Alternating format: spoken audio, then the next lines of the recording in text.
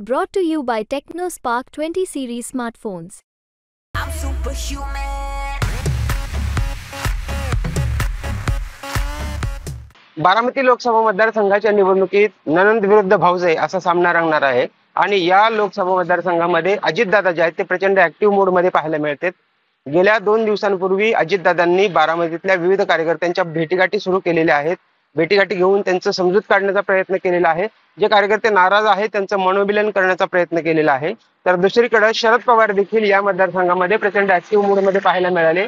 कालच त्यांनी त्यांच्या परंपरागत विरोधक असलेल्या काकडे कुटुंबियांची भेट घेतली। याशिवाय त्यांचे बालमित्र सध्याचे भाजपमध्ये सक्रिय आहेत अशा चंद्रराव तावरे यांची देखील भेट घेतलेली आहे आणि या 2 भेटींमुळे राजकीय समीकरण नेमकी काय बदलणार आहेत हेच आपण या व्हिडिओच्या माध्यमातून जाणून घेणार आहोत। नमस्कार, मी वसंत मोरे, आपण पाहताय मुंबई तक।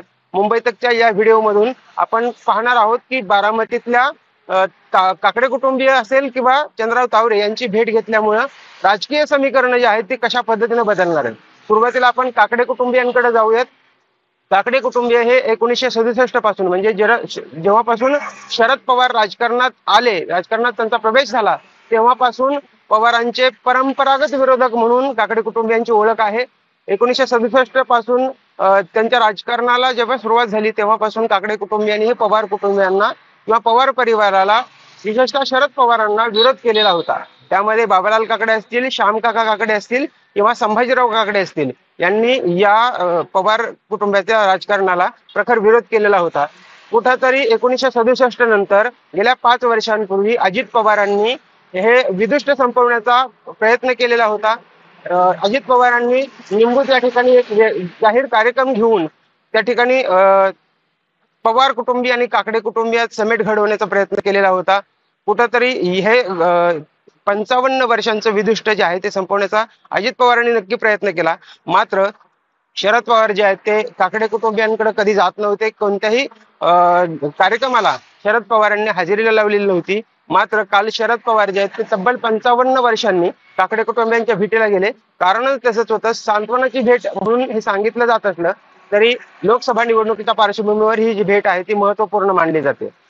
संभाजीराव काकडे जे माजी खासदार होते बारामतीचे, त्यांच्या पत्नी कंठावती काकडे यांचं गेल्या काही दिवसांपूर्वी निधन झालेलं होतं आणि या त्या काकडे कुटुंबियांची सांत्वन करण्यासाठी किंवा त्यांना भेट देण्यासाठी शरद पवार हे बारामतीतल्या निंबूत या गावी काकडे कुटुंबियांना भेटण्यासाठी पोहोचलेले होते। तर दुसरीकडे पाहिलं तर शरद पवारांचे बालमित्र चंद्रराव तावरे यांची देखील काल शरद पवारांनी अचानक भेट घेतली। या भेटीमागे देखील वेगळं कारण सांगितलं जाते, कारण शरद पवार हे जर सांगवीला जे आहे ते गेलेले होते।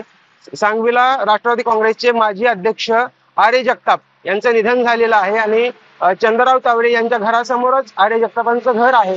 आर्य जगतापांच्या घरी सांत्वनाला गेलेले असताना अचानक शरद पवारांनी चंद्रराव तावरे यांच्या घरी जाण्याचा निर्णय घेतला। अचानक ते घरी गेले। खरं तर शरद पवार आणि चंद्रराव तावरे हे एकमेकांना भेटल्यानंतर तब्बल 10 मिनिटं बंद दाराआड चर्चा झाली। या चर्चेत नेमकं काय स्पष्ट झालेलं आहे चर्चा ही मात्र अद्याप कळलेली नाही। मात्र चंद्रराव तावरे यांनी फक्त तब्येतीची विचारपूस केली असं सांगितलेलं आहे। खरं तर या भेटी मागे वेगळं राजकारण पुढे आलेलं आहे। काही पत्रकारांनी ही भेट घडवून आणल्याचं देखील आरोप झालेला आहे। मात्र चंद्रराव तावरे यांनी अशी कोणतीही राजकीय नियोजित भेट नव्हती असं सांगितलेलं आहे। ही भेट जी आहे ती तब्येतीच्या विचारपूस करण्यासाठी झाल्याचं सांगितलेलं आहे। चंद्रराव तावरे यांनी शरद पवारांच्या जुन्या काही आठवणी देखील सांगितलेल्या आहे। शरद पवारांनी ज्यावेळेस 1967 ला राजकारणात प्रवेश केला त्यापूर्वी चंद्रराव तावरे आणि शरद पवार हे जे आहेत ते राजदूत गाडीवरून एकत्र फेरफटका मारायचे, एकत्र जायचे असं देखील जे आहेत आठवण या निमित्तानं पुढे आलेले आहे। चंद्रराव तावरे हे शरद पवारांचे बालमित्र आहेत आणि बालमित्र असताना बालमित्राला भेटायला जाणं हे कोणालाही आवडेल, पण लोकसभा निवडणुकीच्या पार्श्वभूमीवर विशेषतः चंद्रराव तावरे सध्या भाजपमध्ये सक्रिय आहेत। भाजपमध्ये सक्रिय असताना ते बारामती लोकसभा मतदारसंघामध्ये मात्र सध्या सक्रिय नाहीत। कुठंतरी ते अजित पवारांवर नाराज असल्याचं सांगितलं जातंय, कारण शरद पवार आणि चंद्रराव तावरे यांची जरी मैत्री सर्वश्रुत असली तरी देखील जसं अजित पवारांनी 1991 ला राजकारणात प्रवेश केला आणि या मैत्रीमध्ये फूट पडल्याचं सांगितलं जात होतं. 1997ला माळेगाव सहकारी साखर कारखान्याच्या निवडणुकीमध्ये शरद पवार आणि चंद्रराव तावरे यांच्यामध्ये विदुष्ट आलेलं होतं. त्यानंतर 2004 साली चंद्रराव तावरे यांनी अजित पवार यांच्या विरोधात निवडणूक लढवली होती विधानसभेची आणि त्या निवडणुकीमध्ये चंद्रराव तावरे यांचा पराभव झालेला होता. मात्र कुठंतरी हा पराभव त्यांच्या जिवारी लागलेला आहे. तेव्हापासून अजित पवार यांच्या विरोधात सातत्यानं ते काम करत होते. 2012 साली शरद पवार ज्यावेळी सांगवीला आले होते त्यावेळी सांगवीला ही शरद पवार आणि चंद्रराव तावरे यांची शेवटची भेट ठरलेली होती. त्यानंतर ते दोघंही एकमेकांना कधीही भेटलेले नव्हते. राजकीय मतभेद जरी वेगळे असले, राजकीय भूमिका जरी वेगळ्या असल्या तरी शरद पवार यांनी चंद्रराव तावरे यांची कधीही भेट घेतलेली नव्हती. मात्र काल अचानक सांत्वन भेटीच्या निमित्तानं आलेल्या शरदराव पवार यांनी चंद्रराव तावरेंची भेट घेतलेली आहे. या भेटीमागं एक वेगळं राजकारण किंवा वेगळं समीकरण सांगितलं जात आहे. खरं तर ही शरद पवारांची मुत्सद्देगिरी मानली जाते, कारण चंद्रराव तावरे हे सध्या लोकसभा निवडणुकीमध्ये सक्रिय नाहीत. ते भाजपचे नेते आहेत. 2 दिवसांपूर्वी या विषयावर वेगवेगळ्या चर्चा सुरू झालेल्या होत्या.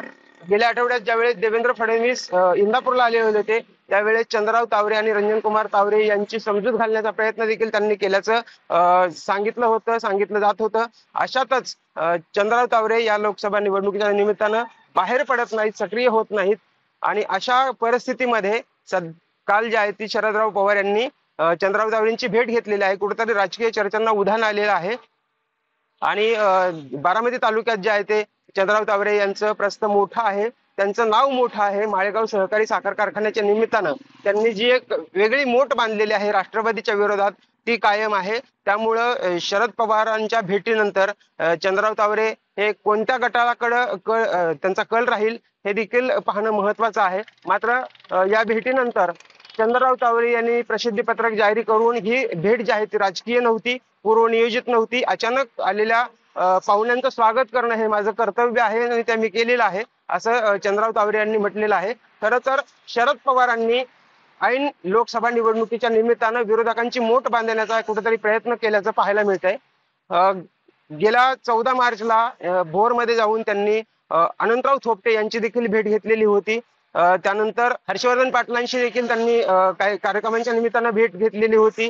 असं असताना बारामती लोकसभा मतदारसंघातल्या विरोधकांची मोठ बांधण्याचा प्रयत्न शरद पवार यांनी नक्की केलेला पाहायला मिळतोय. त्यातली त्यात काकडे कुटुंबियाशी असेल किंवा चंद्रराव तावरेंशी जवळीक साधण्याचा प्रयत्न या लोकसभा मतदारसंघामध्ये केलेला आहे. लोकसभा निवडणुकीमध्ये खासदार सुप्रिया सुळे म्हणजे शरद पवारांच्या कन्या ज्या आहेत त्या सक्रिय प्रचार करत आहेत, तर दुसरीकडे सुनेत्रा पवार या देखील प्रचारामध्ये आपला आघाडी घेताना पाहायला मिळते. अशातच ही निवडणूक जी आहे ती अतिशय चुरशीची होणार असल्यानं बारामती लोकसभा मतदारसंघातली राजकीय असेल सामाजिक गणित जुळवण्यासाठी दोघांकडूनही प्रयत्न केला जातोय. विशेषतः शरद पवारांनी काल जी दोघांची भेट घेतली, दोन्ही कुटुंबियांची भेट घेतली, ही फार महत्वाची मानली जाते. या भेटीमागे नेमकं कारण जरी वेगवेगळी असली, सांत्वन भेट घेतली असली सांगितलं जात आहे, विचारपूस करण्यासाठी भेट घेतली असल्याचं सांगितलं जात आहे. मात्र कुठंतरी लोकसभा निवडणुकीचा टच या निवडणुकांमध्ये या भेटीमागे पाहायला मिळतोय आणि या भेटीचं फलित जे आहे ते नेमकं लोकसभा निवडणुकीमध्ये कशा स्वरूपानं पुढे येतं हे देखील पाहणं महत्वाचं आहे. कॅमेरामॅन तेजस सह मी वसंत मोरे, मुंबई तक, बारामती.